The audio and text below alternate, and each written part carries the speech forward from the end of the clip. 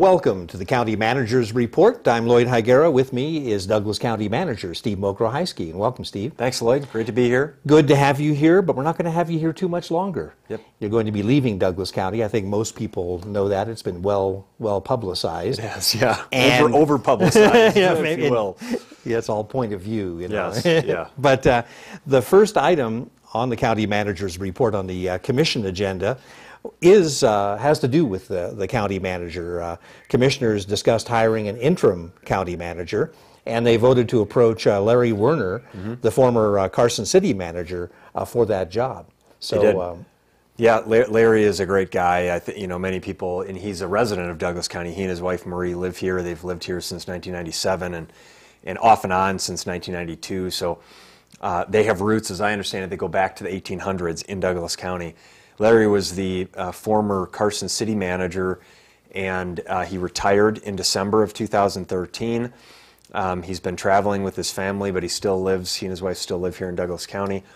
And I approached Larry, and as the board was sort of contemplating different options, and they looked at, obviously internally, do we have folks who are ready to go and step in on an interim role? And I think the board felt very comfortable that we do. We have a great team of directors and department heads in the organization. So, Christine Valetich, our Chief Financial Officer, and Scott Morgan, our Community Services Director, and Mimi Moss, our Community Development Director, and many others throughout the organization would have the ability to step in and serve in the interim role. But the board was concerned about a couple of things. One, they wanted to make sure that anyone who was going to serve in the interim role over the next 4 to 6 months would not be a candidate for the full-time position. So, and I think that's what Carson City did and what others have done, and in my view is that that's a prudent practice to have so that you don't really have a conflict of interest during that recruitment period. They also were mindful of the fact that we have department heads who are doing really good work on a number of really important initiatives. We're building our budget for next fiscal year, which will begin July 1st, 2014. We are building an 83,000 square foot community and senior center in the Carson Valley and working to staff that operation when it opens about a year from now. We're working on Main Street revitalization efforts and the second phase area plan up at Lake Tahoe.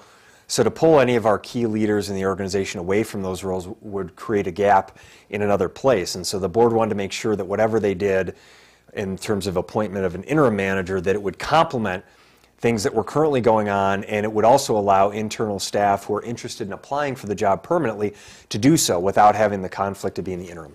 So they turned to Larry, and Larry has agreed, and so we're in the process of working on negotiating a contract, which we anticipate will be on the board's agenda on April 3rd for consideration. And I personally think very highly of Larry. I think he's a competent individual who's a strong manager. He served as Douglas County's Public Works Director back in 1992 and 93.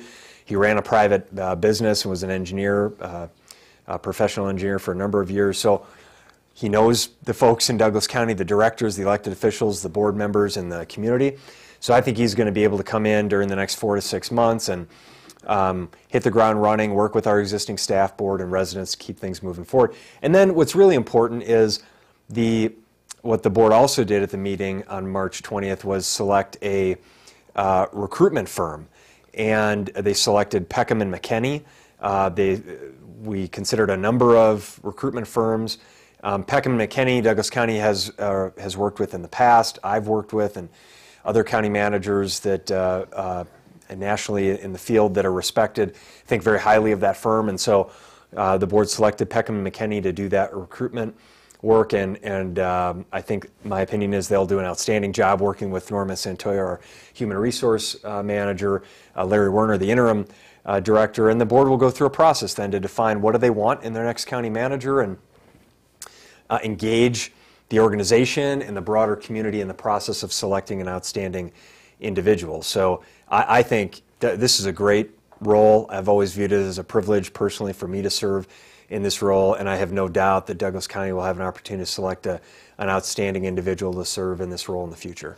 Well, I think Larry will be a good fit on the interim, and I kind of reversed my questions. I mentioned you were leaving, but we didn't get into where you're going and all that. And maybe for those one or two people that haven't read about where you're going, why don't you give us a quick recap on that? Sure. I accepted a position as the county administrator for Lane County, Oregon, and Lane County is in west central Oregon, and it includes the metropolitan area of Eugene and Springfield, which is the second highest populated metro area in the state, I believe. It has the county has a population of about 340,000 people, and it spans from the Oregon coast on the west to the Cascade Mountains on the east. It's about 4,100 plus square miles, so a very large geographic area, about the geographic size of the state of Connecticut, 2,100 employees, and they have a number of challenges there with budget challenges and public trust issues, and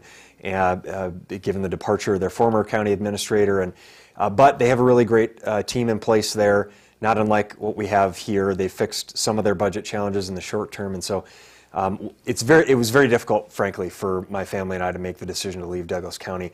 I think had it have been any other time or any other place, it would have been an easy decision to go to this community we're going to. But because of what we're leaving here in Douglas County and how much we love this place, this organization, and how much this community has become a part of our family, it was really difficult for us to say goodbye to that. So this is a sort of a life choice for us in the age of our kids that we're choosing to make that move. Looking forward to that next chapter in our life. Sad to say goodbye to our friends and family here in Douglas County, but know that we will come back often and visit, and look forward to seeing the continued positive progress here in Douglas County. Well, we will miss you, and you do have one more county manager's report to do Yes, before you leave. And at that particular one, you're going to be introducing Larry. So Yeah. we'll be able to meet Larry Werner, and also, pass the baton, I guess is the word. We'll do the handoff, and I know that Larry's going to do a great job here in the interim, and again, I'm confident that there will be an outstanding person that will come in to lead the organization in the future. Okay. Well, let's move on to some other activities from that meeting of March 20th. Commissioners gave direction to county staff on the consolidation of the 3 Lake Tahoe water systems operated by Douglas County, and a lot of interest in this one. We had a packed house. No doubt, yes. And this is an issue that's been discussed for many years. I mean, it goes back to 2006, 2007, we talked about the issue. We have aging infrastructure in the 3 water systems at Lake Tahoe that Douglas County manages: the Cave Rock Upway System, the Zephyr Water Utility District, and the Skyland Water System. And so those 3 systems, were private developments that did not receive the maintenance and attention that they needed, deteriorated over a course of several decades, and Douglas County took those systems over in the 1990s. And we have since dealt with the challenge of maintaining that aging infrastructure in a very small customer base. So you've only got something in the range of a little over 1,000 customers, but we have capital improvements, critical capital improvements in those systems of over $14 million. Yeah. So that cost is spread between a small number of people, and it's disproportionately high. So a lot of different discussions have happened over the past several years. We engaged about 3 years ago with a work group of residents who came forward, customers and businesses and residents in these systems came forward and said, we want to work with you, come up with solutions. We've done that over the past 2 to 3 years. We had several board meetings, several public meetings. We've sent out notices to residents. We have a website set up on this. We have an email account and a hotline and all these things that people can access information. And so there was a lot of attention at this meeting, and the board ultimately decided to continue the path that we had been on. In August 15th, 2013, the board had approved moving forward with a 5-year water rate, consolidating these 3 systems into one, establishing one consistent monthly rate for operation maintenance and existing debt, and then separating out the future capital costs and financing that via a general obligation assessment. So that moved forward. Residents will have that monthly rate, and then they will pay a separate capital cost for the needs in their individual area. This will come back to the board for adoption of the actual rates once they're noticed. Okay. Back to the county manager for a quick second here. Commissioners also decided to set a salary range. As you mentioned, they selected a national search team, but they set a salary range for the new manager. Right, and one of the things that Carson City did when they were in the process of replacing Larry Warner when he retired was reestablishing the salary range to be more competitive to hire a good person. So they did that in Carson City, and they set the salary range at around $140,000 to $180,000, and they're now in the recruitment process for that. Our board, the Douglas County Board, approved setting the salary range at $135,000 to $185,000 per year for the annual salary.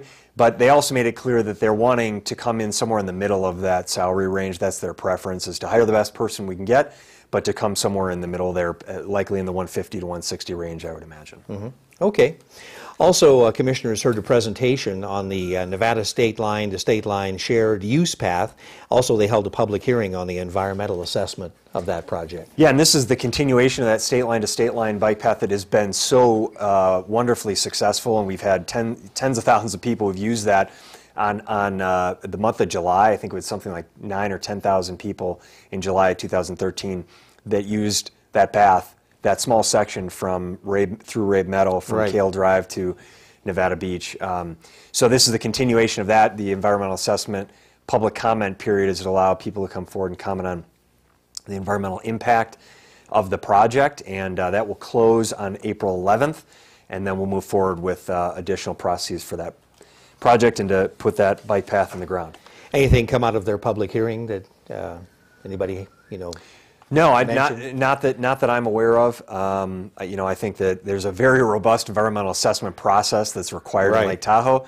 So the Tahoe Transportation District, TRPA, the Tahoe Regional Planning Agency in Douglas County, the Forest Service, and others are all involved in this process. So it just as the first phase went through, this is the continuation. So. Well, you're not going to do anything at Lake Tahoe without having a heavy-duty environmental assessment. This is true. Yeah. Yes, and typically, what we're doing is improving the water quality, the stream environment zone, and other environmental impacts from the existing environment. Okay. Also at the meeting, commissioners introduced an ordinance. This was to create a judicial services department in Douglas County. This is something new? It is new. The two district courts and the two justice courts have gone through a process to contemplate typically the district courts operate separately and the justice courts operate separately, and they're clerked by the separately elected county clerk who hires staff, and those staff report to the county clerk, but they work in the courts. So there's this really operational challenge. And then you have the China Spring Youth Camp and Aurora Pines Girls Facility, and then you have the juvenile detention and probation. So you have all these operational aspects and then the court functions, and they've typically been managed by 4 independently elected judges, 2 who are state employees, 2 who are county employees. And so the judges now, Judge Young, Judge Gibbons, Judge Perkins, and Judge Glasson have come together and I think are working really collaboratively. They have created a court administrator, which functions sort of like a county manager does to report to those 4 judges and then to manage the administrative functions of the judicial system. So this action was to take some of the functions from the county clerk and roll those into the judicial department, empower the court administrator, and really just have some more efficiencies created through that consolidation.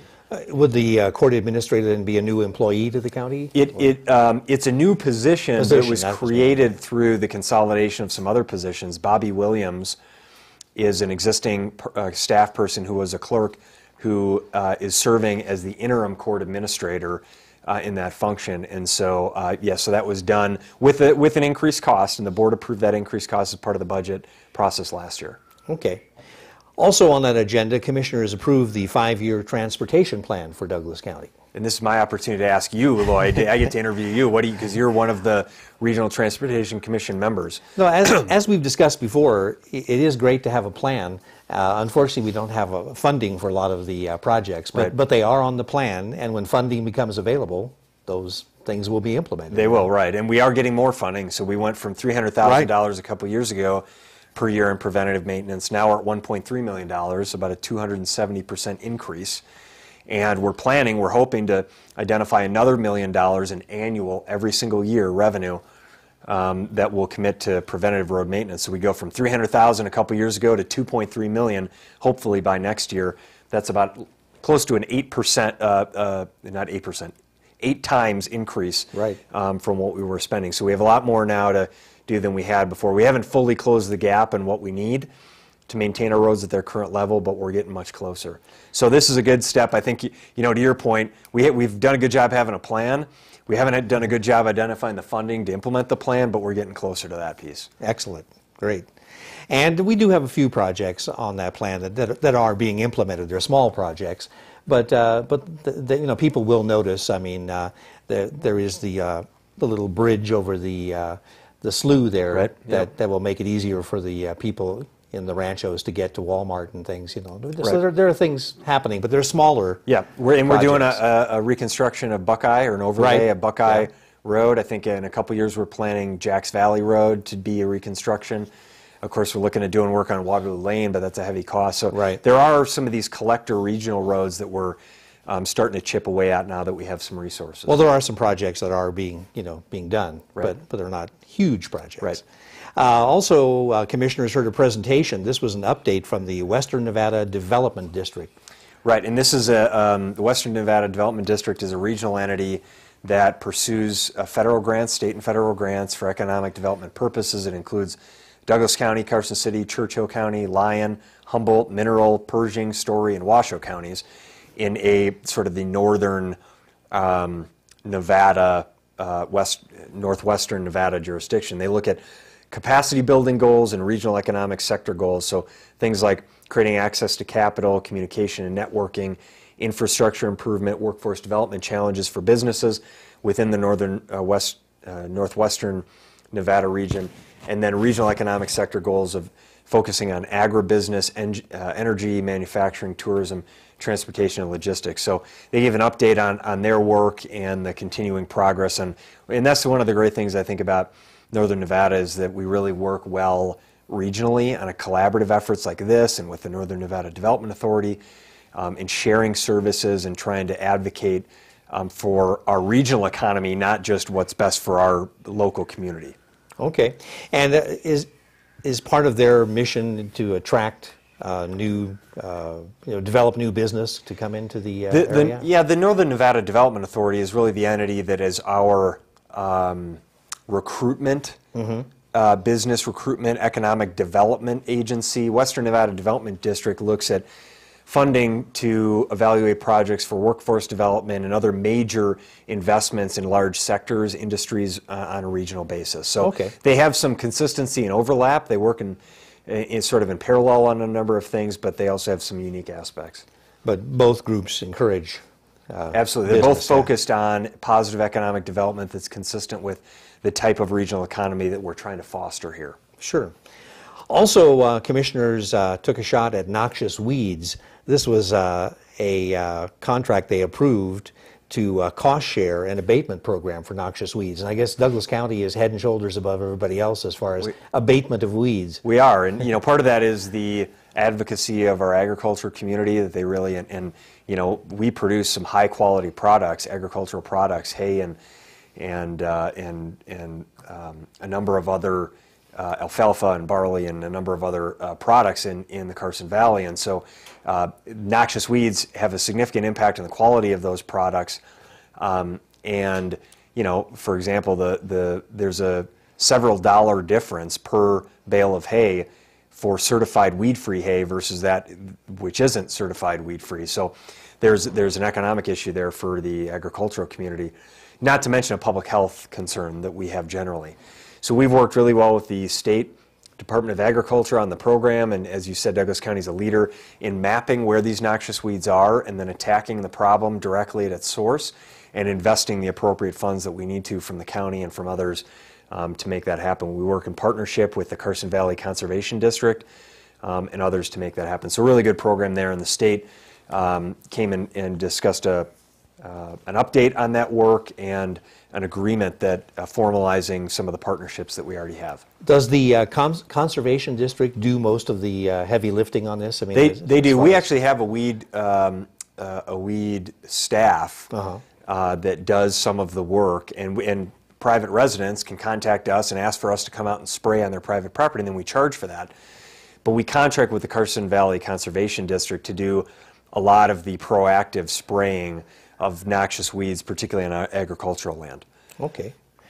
Also on the agenda, commissioners adopted a resolution. This relates to general obligation, limited tax, sewer refunding bonds. This is a good example of the benefit of our increased bond rating. If you followed this, you know, Moody's Investor Services rated Douglas County with a AA2 bond rating, which is its third highest rating in 2013. Then in 2014, Standard & Poor's upgraded Douglas County's bond rating by 2 notches, from A+ to AA. So it went up by 2 spots, and it was a recognition that we've stabilized our budget and we've, you know, built reserves, and we have good financial practices, and we're investing in things like priority-based budgeting. And so that bond rating upgrade by Standard & Poor's in 2014 allows us to go back out on the market for existing debt that we have and refinance at lower interest rates. So in this case, we're going to refinance at significantly lower interest rates on an outstanding sewer obligation bond and save the sewer fund approximately $135,000. So that's a rather sizable amount of savings, and all the costs for that issuance are wrapped up in that save. So the net savings to Douglas County is $135,000. So we're continually doing those kind of things and have the ability now with the continued low interest rate market to go out and identify opportunities to reduce current interest rates and save our taxpayers and our ratepayers as much as we can. Well, more bonds on the agenda. Commissioners approved a resolution concerning the financing of a water project through general obligation water bonds. This is a continuation of previous actions by the board, as they've essentially been forced to accept the Sierra Country Estates water system because it was failed from the state of Nevada has required Douglas County to do that. And so as part of that, we've worked with the residents and are ensuring that there's a number of capital improvements that need to be made to the system, and we want to make sure that those capital improvements, the cost of those improvements, are borne by the residents of that system, not by the larger taxpayer residents of other areas. So this this financing project is being accounted for separately from all of our other water customers, and there's no other taxpayer dollars that's going into that. So that's what this is for improvements to the Sierra Country water system. Okay. And one more item off that agenda of the 20th. Commissioners approved an interlocal agreement between Douglas County and the East Fork Fire and Paramedic District. If you recall, about 5 years ago, East Fork Fire and Paramedic Districts took over emergency management functions from Douglas County. Okay. Douglas County used to have an emergency management director. And that's right. Downturn in the economy, we got rid of that position. East Fork took over emergency management, and they've done a really nice job creating an emergency response plan and getting an emergency operations center and doing a continuity of operations and hazard mitigation, all these planning processes brought forward.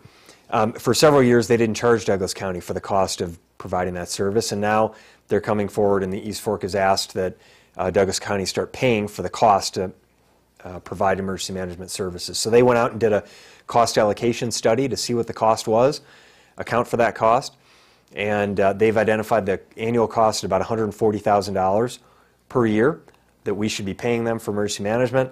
And we've worked with East Fork to ask if we could phase that in so we don't have a $140,000 new cost in 1 year. So it's going from $50,000 this year to $80,000 next year, to $110,000 the year after that, and then finally $140,000 in fiscal year 16-17. Okay. Well, we've pretty well covered the agenda there. We do have another agenda. That's always the fun of it, isn't it? It's like the mailroom, right? Like the post office. It never ends. The mail keeps coming. Yeah. And so the agendas keep coming. That's right. But we do have a meeting coming up on April 3rd. Is it a busy one? It is. Not as busy as the March 6th meeting or the March 20th meeting, I think. But we do have a number of items.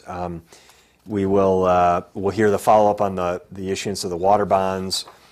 We'll have a discussion on amending Douglas County Code liquor for special events, for liquor licenses, for live entertainment special events, outdoor live entertainment permits. This is a discussion we've heard a lot about at Genoa, the noise and those kind of things. So we're making some adjustments in partnership with businesses and residents to accommodate concerns. We'll have the second reading of the Clear Creek a residential development agreement, an infrastructure agreement. We'll have a discussion on a project that will be funded out of the redevelopment agency. First project to be funded out of redevelopment agency since the town of Genoa's public improvements a couple years ago. And this would be for Vista Grande enhancement project in the Indian Hills General Improvement District. We have a collector road that Douglas County maintains there, and we want to reconstruct that road and then turn it over to Indian Hills for them to maintain. I see. So it's a nice little partnership there. Have an appointment to the Planning Commission. One of our planning commissioners resigned because they're moving out of town. State Land Use Planning Board is also, we have an appointment to. And then we'll have the contract for the interim manager. Larry Werner will be on this agenda as well. So number of items there. Nothing earth-shattering, but I'm sure we'll be talking for a little while. Okay, well that covers that. We do have a minute or so left over. Might be a good time maybe to plug the website. Anything new on there? It seems like there's something new all the time happening. We constantly post news on the homepage there. We put these videos. We embed them into the videos, news profiles and videos page, so you can watch these videos on the website. You get regular updates, news releases and things. You can sign up for notifications. I would tell people that there's a nice feature on there. If you go to the bottom of the website, there's a Notify Me link, and you can click on that and you can enter your email address or your cell phone number or however you want to be contacted, and we will send you notifications. So particularly like emergency notifications, if we have a fire or a flood event, you can get notified right directly from us, and so you get that notification as soon as anyone else would get it. So that's a nice feature. We have information on our road task force on the homepage on hot topics. The Lake Tahoe water work that we've done is on there. So always good information. Check douglascountynv.gov for regular updates. And you have a new edition of News You Can Use. We do. Yeah. We put out our external newsletter once a month. So we always have good things on there about the community center and financial management and the airport and always some nice pieces of information. Keep people informed about things that are going on. Positive progress and issues, successes, as well as challenges that we have going forward. So moving in the right direction. I think things are going well, and website's a great place to get really valuable information for residents and businesses. Give that address one more time. It's www.douglascountynv.gov. Okay, well, Steve, I want to thank you for Lloyd. all the information you've shared with us here on the County Manager's Report. I'm Lloyd Higuera for County Manager Steve Mokrohiski, and we'll see you next time on the County Manager's Report.